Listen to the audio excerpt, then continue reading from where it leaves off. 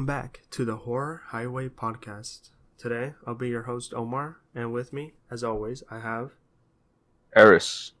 And I feel like today is it's not a serial killer, which, eventually I'll do one, so don't worry about that. It's just, I find that... It's about the voices in his head. I find the spooky ones kind of like more interesting, the paranormal ones, the high strangeness, whatever. And I just kind of want to talk about them. I feel like the serial killer one should require like a lot of research. You get me? Because, I mean, if you really want to, huh? My bad. Something fell.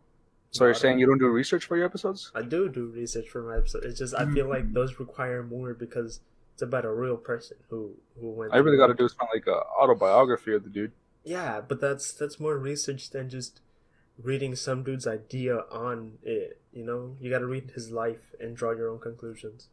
I mean, okay, that's beyond that. All right, let's talk about your voices. The voices you hear. There's no voices I hear. Like I was saying, I feel like today is what I would believe is the closest proof that there is to like paranormal, which is like EVPs, like electronically. Oh, like ghosts. Yeah, or well, not ghosts. Well, yeah, I guess ghosts. It would just be ghosts. I mean, this for me personally, I believe this is like the closest real life evidence we'll ever have to hearing ghosts, to proving just ghosts that like exist, like in general, like EVPs. Because like I don't like in ghost shows, you can't really trust them, but in real life, there's always those instances where you're recording yourself, and there definitely is a different voice in the background talking. Like, you get what I mean? No, I mean, I guess I haven't experienced personally, but I like. But like, if you experienced that personally, you would no doubt believe you were visited by like a ghost or something. But like, if there was a video of you, a video recording of you walking around, right? And then there's something in the background that looks like a ghost, that doesn't prove it because it could just be like a video artifact or something like that. You get me? Yeah. There was a small interruption there, but we're back, and so I would classify what I'm going to talk about today, which is like calls from beyond the grave and shit like that, as EVP, because it is it's like there's no voices, but it is recorded. I have heard of some cases like someone dies and then they get like text. someone's not like a call. Yeah. And they talk to them, and they're not aware that they're actually dead at that point. But like they hear them, whatever. Well, I mean, I've heard they're like speaking to them, but yeah, I don't know how truthful that is. Exactly. Yeah, but okay, this one I'm actually gonna talk about today is like true. Like, this is a real life case of this happening here. Now, unfortunately, there was no voice. Like, no one. So people got called, right? But they didn't hear someone else on the other end of the line. But at the same time, the state of the person and the phone, it would have been. It's not. It would have been. It's simply impossible for him to have gotten those calls out. Right. Let me get into it. Or okay. What were you gonna say real quick before? I was gonna say like the dude was dead or like. Well, yeah. So, September 12th, 2008. A person who was on a train, right? And due to driver negligence, what ended up happening was the train collided with a freight train. Now, this was a passenger train, which had like 135 people. And the freight train had 3 people. And on board was a person named, Charles E. Peck, and he was from South Lake. And he was that's isn't that Michigan? I'm pretty sure it's Michigan. I'm not sure. And basically this train crash happened in California, happened in San Fernando Valley. and he was there applying. He was gonna go to his like. He was gonna go to a job, like, right. So the article that I'm reading, which is from Snopes, called um, cell phone calls after death, right? Like it Yes. states that if he went and got this job, he would have been set for life. Like he was getting ready to marry his wife or his fiance, my bad, and like they were. I think they were like planning to settle down once he got that job there. Well, due to the driver being on his phone and like he missed some sort of signal that would have told him like a train's oncoming, so divert or something. So this dude fucking got everyone killed or what? He got a lot of. Um, let's see. Oh, it carried 225 people. With the freight train, 135 people were injured. 87 of whom were taken to a hospital. 46 in critical condition, and 25 died. Right. Yeah. So, on the guy Peck who was there, he ended up actually like dying. The dude that was in charge of it, the dude that you were just talking about. No. Well, I don't know because This another guy. The driver. Yeah, the guy that was getting married. No, that's not the driver. Okay. No. The Charles Peck was just a passenger. My bad. I'm just telling you why the accident happened because the driver was distracted, right? Okay. At least from what I've read, and this guy Charles Peck was just a passenger on his way to get interviewed for an airport. Oh jeez, I'm sorry. Go ahead. My So, because it's a train accident, it took time to like find his body in the wreckage and everything. In this article specifically says it took 12 hours for them to find his body, right? But for those first 11 hours, he had been calling loved ones. He called his son, his brother, his stepmother, his sister, and his fiance.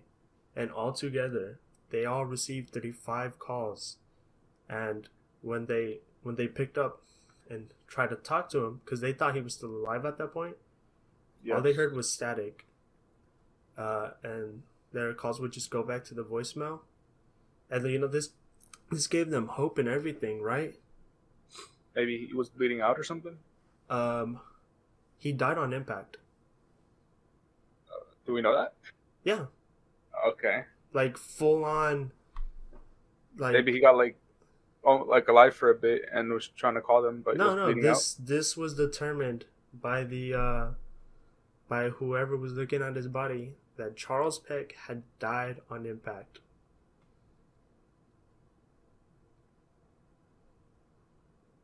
Like I don't know what to tell you, man. I mean, that's kind of weird, isn't it?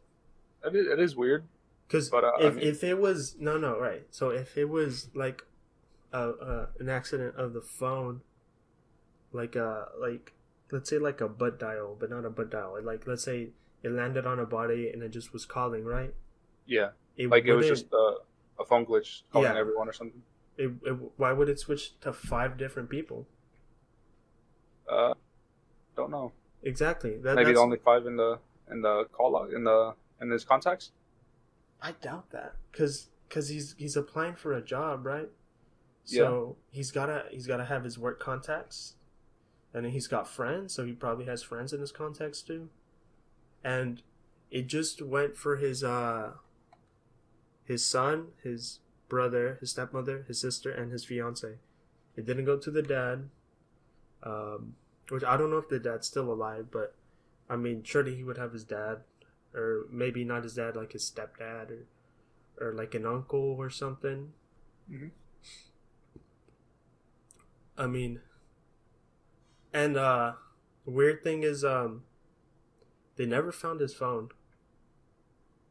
They never found the guy's phone? They never found his phone. That's weird. Maybe someone picked it up or something? Maybe. But then why would they... But okay. But they heard static. If someone actually calls you you don't hear static. You hear like, well, well, when it came to flip phones, because this happened in, I Is this think, what was this a flip phone? it's 2008, or when this thing, yeah, Okay, so I 2008. mean, maybe So it there should was have. like a prank or something, like in bad taste. How was it a prank? Someone picked it up, and like, there's no lock. Okay, I'm pretty sure there wasn't any the locks for phones back then. but if he died on impact, so his phone should have been on his body, right? Yeah. And even if it got launched across the train or something, it's still in the train wreckage. It took him 12 hours to find find his body in the train wreckage. Yeah, maybe someone was like right next to him or something, and they managed to survive. But They then took why? the phone. But then why wouldn't they? Why are they calling his family? Like I said, just a prank in bad taste. So this dude, I don't Dude's just know. that This is. fucking messed I up. feel like you're going out of your way to make. Like I mean, it's the only rational explanation, right? Because the yeah. phone isn't there. But at the same time, I'm more likely inclined to believe that he dead ass ghost called these people his loved ones, and because he was dead, he couldn't freaking, I don't know, talk to them. Then someone stole his phone and Not enough started prank energy to calling. talk, right? Because I a ghost don't know what it require would be. energy. Yeah, maybe because I mean, yeah, they always say that in ghost shows that it's like it's the not the They electro need the ectoplasm. It's the electronic field or something. Ghost ectoplasm. Whatever it's called, Sorry. the electro something Magnetic field. wave. Yeah, isn't it Electro wave. like, don't they believe like ghosts are clumps of like electromagnetic energy or something? Uh, I'm not too sure what they believe, but I do know that they require energy to like mess around with physical stuff. You know, mess around Yeah. with the physical environment. And like another explanation for why they never found his phone is maybe because it got destroyed like so badly in the crash. I'd rather believe that, or I wouldn't rather. I'm not saying that I'd rather believe it, but I find that more believable than some asshole picked up his phone, started calling his Loved one. family, and somehow he managed to get static out on the end. Because I'm telling you, Well, I when you mean, they call could just someone, like turn on the old TV, switch to a channel that's not working, and just they're static. on a fucking crashed train, dude. Or maybe what, I don't know, bro. I feel like you're like I was saying, for me this is probably like the best evidence there is for ghosts or an This afterlife. guy calling his loved ones, or like Yeah, top in general. because they couldn't find the phone. He died on impact, but he kept calling up to 11 hours. Took him 12 hours to find the body. He only stopped calling an hour before they found the body, and there was 35 calls in total, split among 4 different people, right?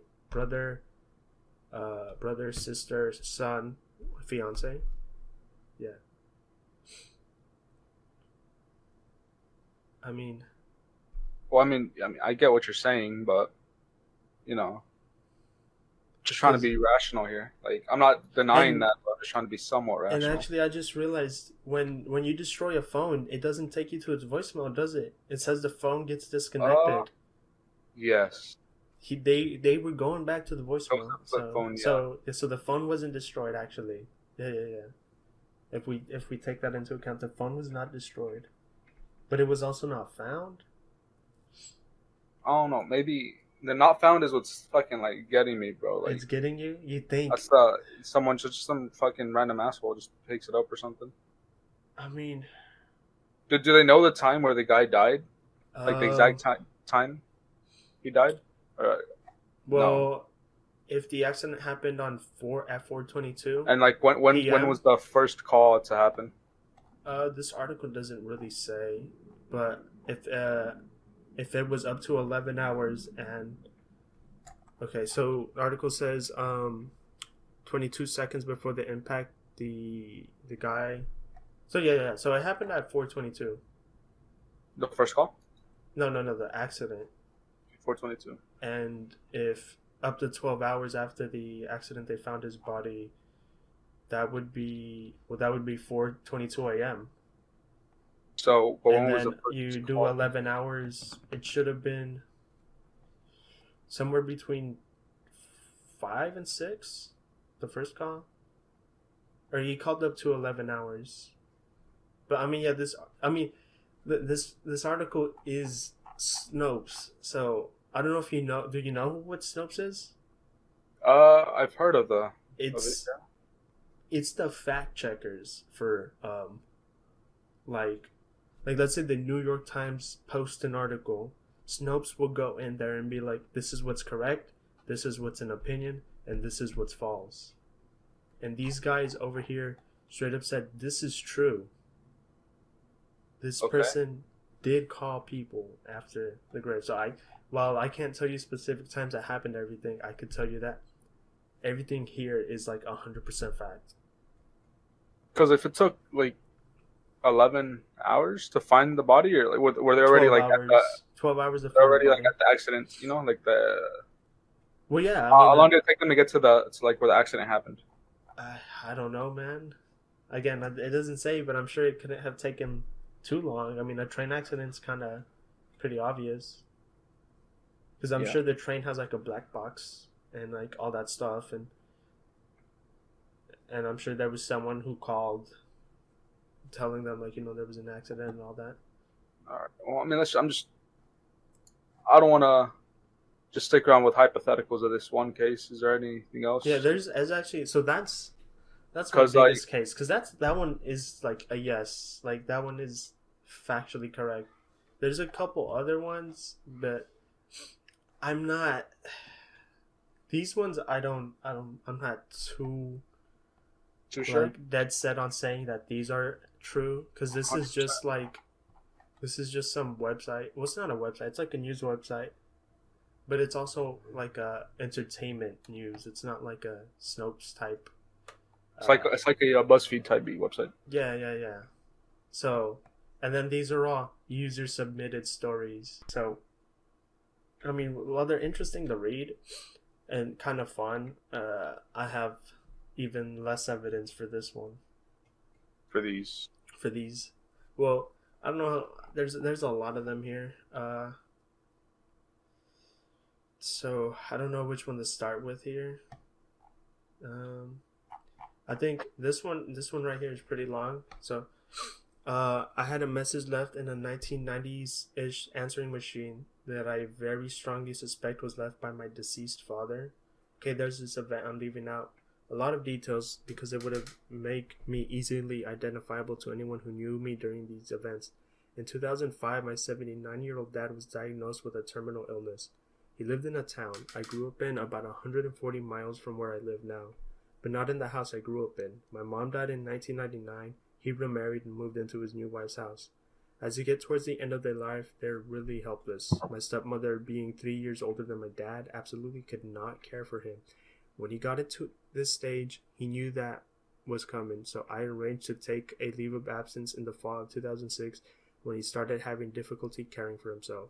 I moved back in the old house I grew up in, cleaned it up, aired it out, and I moved my dad in and cared for him until he died in the house around the end of the year. Gathering myself together mentally and physically, I returned back to the office following the New Year's holiday. In February of that year, 2 months after he passed on, I finally made partner with a law firm after being there close to a decade. Now my dad would have been very proud, and I expressed to my family and friends and folks at the office several times that I wish he'd been alive to see this. Having inherited the old home place and the land that accompanied it, I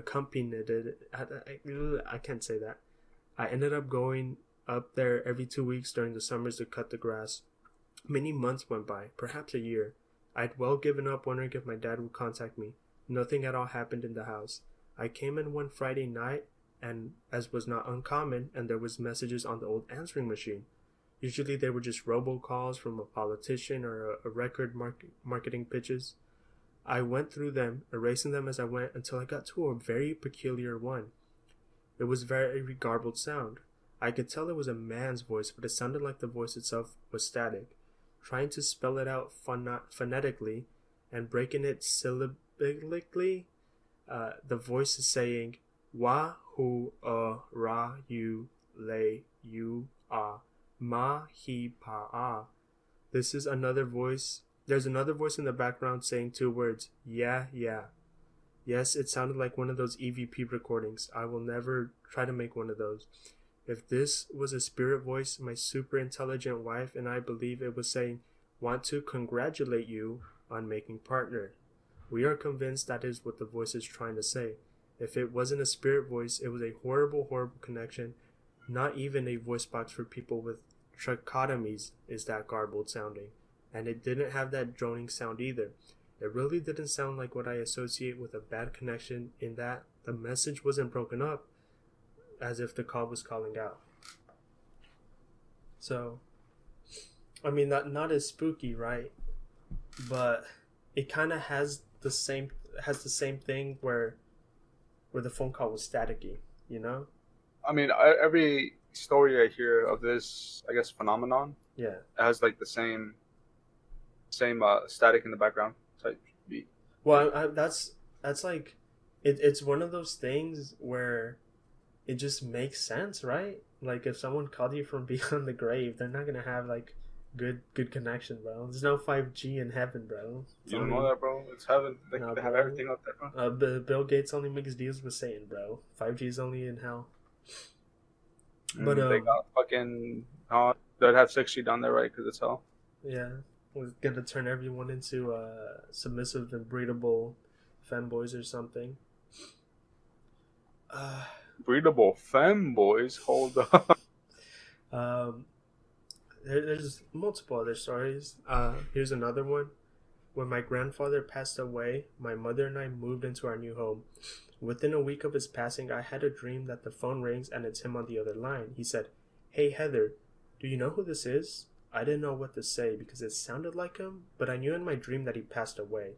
He just laughs and says, "I don't have much time. Can I speak to your mom?" And I say, "Of course," and run into the room and give my mom the phone, but I dropped it and it got disconnected. The next day I tell my mom about it and she gets a serious look and tells me he called her in her dream and said, "I don't have much time. I need you to turn off Heather's heater." She wakes up and goes into my room and the heater is shooting flames out of it. The heater was an old plug-in one, and that was his, and I used it every night, pointing it out at my bed when I went to sleep. Not sure if this is even glitch-worthy, but it was a scared story from my family, and it gave me the chills the few times I tell people. So that one's more... Okay, I have heard stuff like that, though. Like, yeah, calling from beyond the grave, but like saving them as well, like, because they said the heater was blowing out flames. Yeah. Hey, this one's really not unique, but it's like these always not got to me, but these always made me wonder if like the reason we dream dead people calling from beyond the grave is because our brain is trying to understand a message that's like it can't comprehend, so it fixes it in a way so we could understand it. So instead of like dreaming, because I know there's multiple instances, well, I don't know if there's multiple instances, but I know a common trope of like old writing would be getting a premonition in a dream via someone sending you a letter or something, and this kind of works the same way, doesn't it? I mean, yeah, like modern day of that, what you're saying, because letters, Yeah. we got phones. But at the same time, this is just a dream. I mean, it's weird how dreams tend to tie into synchronicities, or however you pronounce that word, a lot. Like, people will always have a dream and then deja vu will happen. It's something like that. Let me see. I don't know how much we've been recording. Not a lot. Not a lot. Have you ever heard of text from beyond the grave? I feel like I have, but I can't recall of any that has happened that I have heard. I know there's this. I know my mom has like dreams occasionally of her dad, which is dead. My grandpa, which is dead. He's dead. I've actually never had a dream of a dead person, which is weird. Is that weird? No, because like the only person I know dead would be my grandpa, and it's been a while. I don't think I ever had a dream about him. I mean, I have an uncle, 2 grandmas. There's a couple other people, I'm pretty sure, but okay. This one seems kind of interesting because the title is "A Voicemail Showed Up, but there was no missed call," which is weird, right? Yeah, yeah, yeah. And Yes. actually, when I was reading earlier, there is like for I don't know phone technicians. I don't know whatever that job is.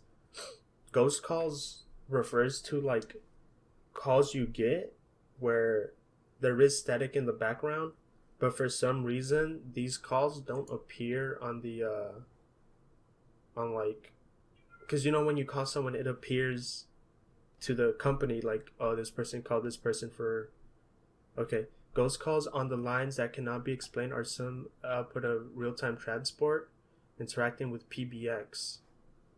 So like it's a glitch and for some reason they don't appear on like the records of calls is what I'm trying to say.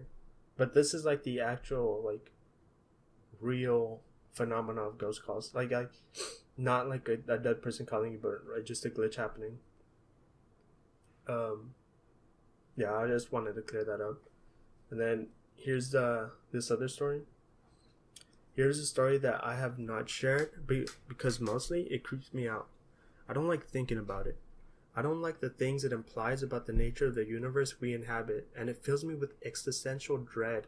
It also happens to involve a friend's suicide, so it's not the easiest thing in the world to talk about, even without the paranormal stuff. About 7 years ago, my friend Dave, oh, that's very tact, but I'll just say I won't read this because it's really, really pretty graphic. So I'll just say he ended his life via headshot or not, gunshot to the head. Tragic though it wasn't much of a shock for those of us who knew him. The dude had always had some serious issues with depression and he had threatened to end his life before many times. Add to the fact that he had recently separated from his wife and had moved back with his brother and was using meth again. And yeah, the writing was pretty much on the wall. About 3 weeks after his death, his widow Jessica, who happens to be my best friend, came to see me. She was clearly upset. She shoves her cell phone into my hand and tells me that I need to hear this voicemail. She doesn't tell me anything else about it, so I listened to it. It was static. But underneath the static, there was a voice. It sounded like it was coming from far away and across a very bad connection. It was Dave's voice. I would have recognized his gruff baritone anywhere. And he was shouting my friend's name over and over again. Jessica. Hey, Jessica. Hey, Jessica. Hearing his voice, knowing that this was almost a month in the ground, and the fact that he sounded so desperate and afraid made my blood run cold. I handed the phone back to Jessica and just kind of stared at her stupidity for a moment. That was Dave, I said. When I could speak, I know, she said. The voicemail had apparently just shown up in her voicemail inbox with no record of a missed call or the phone number attached to it. We both listened to it again for 3 or 4 times, just to be sure. When Jessica went to show someone else a few days later, she was surprised to discover that it had spontaneously deleted itself. It was just gone. But about a week or so after that, my ex-husband Ivan stopped by to drop off our son for a shared custody arrangement. He had been Dave's best friend since childhood. Even though there were things were kind of tense between the two of us, I wanted to let him know how sorry I was and that he shouldn't blame himself for not being there. We talked about Dave for a few minutes. I mentioned the strange voicemail that Jessica had gotten. Far from being shocked, I thought he would. He simply nodded knowingly. I got one too, he said. Same thing, static, but the voice underneath that. Only he was screaming my name instead of Jessica's. My phone actually showed that the voicemail and a few other missed calls came from Dave's cell phone. I never heard the phone ring though, and this was all weeks after he died. I was pretty disturbed by this, so I began casting about for explanations. Was it possible that Dave's phone was still functioning? Maybe his brother was carrying it around in his back pocket and butt dialing it. Maybe the family hadn't turned it off yet. Ivan rejected each proposed explanation, since he had already been investigating. Apparently, Dave's family had terminated his phone service within a couple days of his death.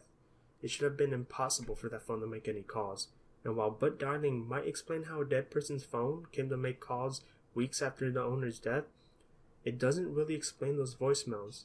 I asked Ivan if I could listen to the voicemail on his phone, but he shook his head. It's gone, he said. It just disappeared after a few days. So did the record of the missed calls from Dave's number. I went to show them to somebody, and they suddenly weren't there. It's been many years, but thinking about the voicemail still makes me break out in goosebumps. It was frightening to me for many reasons. For one thing, I don't like thinking my friend Dave, who was so tormented in life, would continue to be so in death. I don't like how he sounded in that voicemail. He sounded terrified. I struggled with depression myself, and there's always been times in the years since when I have found myself staring over a literal proverbial, I don't know how to pronounce that, proverbial ledge, contemplating ending it all. But always that memory of that voicemail and Dave's voice will come to me. I talk myself down, because wherever Dave was calling from, I don't want to end up there. So, I mean, that was a good story. I'm not gonna as a story. It's a good story, and personally, that one actually feels kind of real, because there's a lot of detail. You get me? Like, it's like, you know, this person has an ex-wife. The friend went through actual torment and shit, and detail. Well, I mean, like, compared to the other stories, you get me? It's not just like I knew someone and they called me. It was like, I knew people who knew a person who died. Like, he was my friend, but they called them, and then I got the stories from them, and I heard it. You get me? Yeah, I get that, but I don't know why would the did they mention it? Why the person that's dead call the ex-wife of his best friend, or like want her? No, he called his ex-wife and his best friend. Yeah, but why would they both to the wife, right? She asked, pass me Jessica, or whatever her name was, which I think was Jessica. Yeah, Jessica was the name of the ex-wife. Yeah. Wait, which ex-wife? Okay. The best friend's ex-wife, or his ex, or the widow? The widow. The widow's name was Jessica. And what's the name of the ex-wife? Best friend's ex-wife. The ex-wife's best friend. Talking. The person who made the story. Doesn't drop her name, but based on the username, the Halls of Tara, probably Tara or something. I don't know. Jessica was his widow. And so he called the widow, or like he left the voicemail on the widow's to pass her herself? Screaming her name. Okay. Yeah. Okay. But like okay. Never mind. So the widow came to her telling her, listen to this. Yeah, so like what is look at this, is really weird and it's creeping me out. And like, can you confirm for me that this is who I think it is? Okay. I thought the voicemail was telling the widow to pass her the author, or the. Oh no! Yeah. I get how you could be confused by that. And then it called Ivan, which is her ex-husband and Dave's best friend. Yeah. I mean, there's that common thread of static again, though. I mean, yeah, it's like when it comes to these type of stories, it's always there's static in the background, or all they hear is static. Which is weird though, because like, if you ever seen any ghost show, and I don't know if the ghost shows EVPs are real. Well, maybe because they need energy, right? And static, like do with energy. Is static energy? Yeah. Well, no, I mean, like there's, I most things that need energy, like say a TV, walkie-talkie, there's always static on there. Yeah. Like, I guess power. And when they like eat the voice box, the fucking thing that makes that loud ass static noise. Yeah, the spirit box. Yeah, spirit box. There you go. It's always staticky, regardless. So, I mean, actually, that makes a good point. I didn't even come to that conclusion, but you're right. Whenever they use the spirit box, which is like what most people use nowadays, because it's better than just like their voice, like a recorder. Yeah, because it's supposed to be that the coincidence is in the radio thing is the voice. Huh. Well, I mean that's just food for thought, It's a good observation there. Like every type of stories of these, it's always with static. So, like, to me, I think it's just like something that comes along with the territory. Yeah. But, I mean, what would you do if you got like a phone call with no number on it. Because I've had an instance where the number 0000000 like called me, and I did I not pick usually, that shit up because yeah, that actually made me scared. I was like, "What the fuck?" I usually don't answer phones or like numbers that aren't saved on my phone. Yeah. So like to me, that's just a hypothetical. Like unless it's like a voicemail and like something like that happens, then it's not gonna. I'm not gonna listen to it. But like, okay, then hypothetically, would you And still I not like pick up? like if Like, no, like there's no phone number, but your phone is ringing. mm, isn't that just like a private call? Is it a private call? I'm pretty sure. Or I've it'd be never, like a star or something. dude. I'm a millennial. I don't use my phone to phone. I just text and Twitter You're and. not a millennial. You're a Gen Z. We're Gen Z. Yeah, we're the older Gen Zs. Yeah. I guess we'll do one more story, right? Oh, I guess. Um. There's no like. Oh, go ahead, Ron. Never mind. I was just thinking out loud. I mean, no, say it, man. Say it. The podcast. No, it's. I mean, I thought we were gonna like. There was like scientific backing behind this. I mean. Well, I mean, there really can't be, can there? Like I was saying, some of the ghost calls are just glitches. Like they're straight up. People have them like on their phone privately. They'll say they got a call, but on the company side, there's no sign of anything. On the like T-Mobile. Yeah, like Verizon. on the service provider, like I said, the ghost call phenomena on it's considered a glitch between like two signals interacting with each other, but the service provider would not see the call. So like, a lot of these things come down to hearsay, and the fact that it's just an EVP, which again, like I said, I think that's the best evidence there is for ghosts, just because EVPs. like if it's a person who doesn't know what they're doing, they don't know how to manipulate audio, and then you most definitely hear a sound like someone talking. I mean, that's better than like some glitchy video, some like really bad fucking 720p security cam footage, some CCTV security cam footage that is just like blobs of pixel. You get me? Yeah. I mean, that's my argument for it. So I kind of wanted to talk about it, and then like it also has a really strange implication of like maybe there is like a heaven or hell. You get me? No, because I don't know. I can't really. We're live, like, we can't really speak on it too much, Yeah, but I mean, like, but I feel based like off Dave's story, they said it sounded like he was in torment, and he killed himself. So I mean, that's like a sin.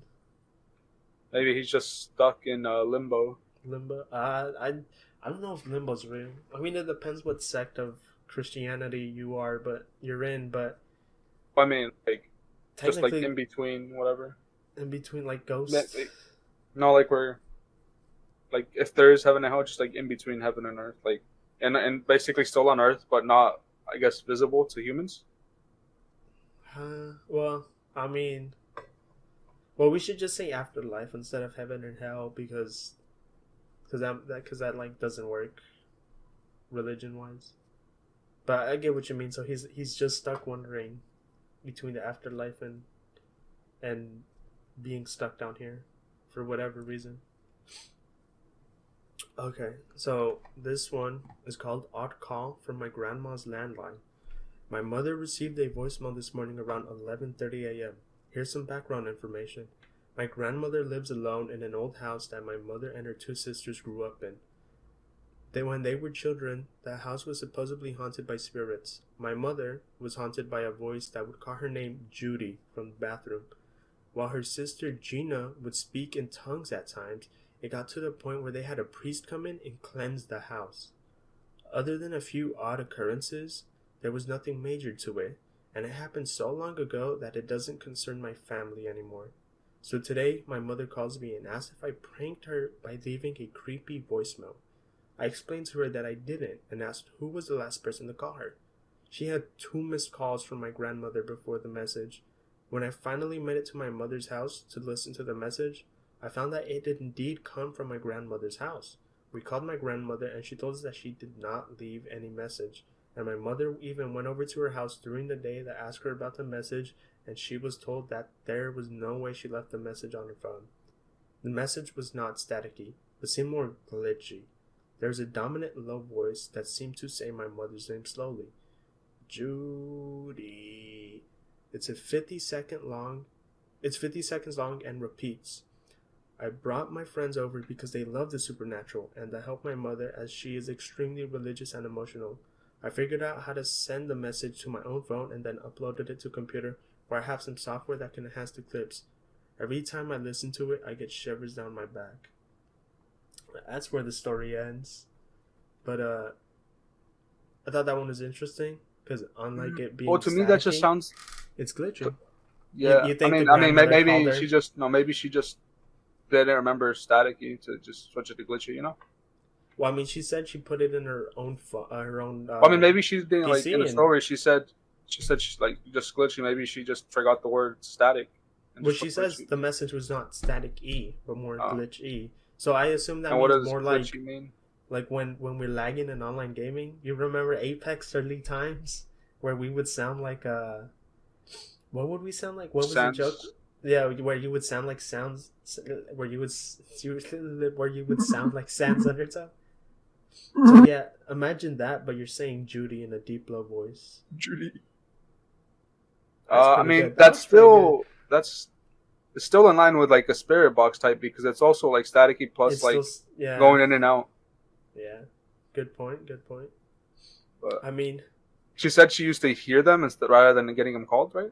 Okay, so the story works is that the mother used to hear the name Judy coming from the bathroom when she. So are we? Is it confirmed that her name isn't Randy Orton? I don't get this joke. Randy Orton. Yeah, Randy Orton. Because he hears voices in his head. He hears voices in his head. They talk to him, they also understand. And then I mean, I don't think Randy Orton would change his name to Judy. And I mean, you don't know that. Maybe like his wife. Maybe his wife also hears voices. I don't think Randy Orton is a mother either. You don't know that, bro. I'm are you assuming Are you assuming? Didn't he just wear like those boxer, not the fighter underwear? I'm not sure. Like those leather like fighter underwear things. Yeah. He would legally not be allowed to show his nipples on TV. You don't know that, bro. I do know that. You don't know that. I do know that. All right. Well, I mean,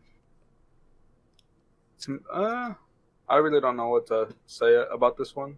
You don't know about the phenomena? Not. I don't want to sound stupid, and I don't know too much about it. Rather than like there's always when it comes to like in stories about this, there's always static, and when it comes to the spirit box, it's always like staticky plus going in and out. Yeah.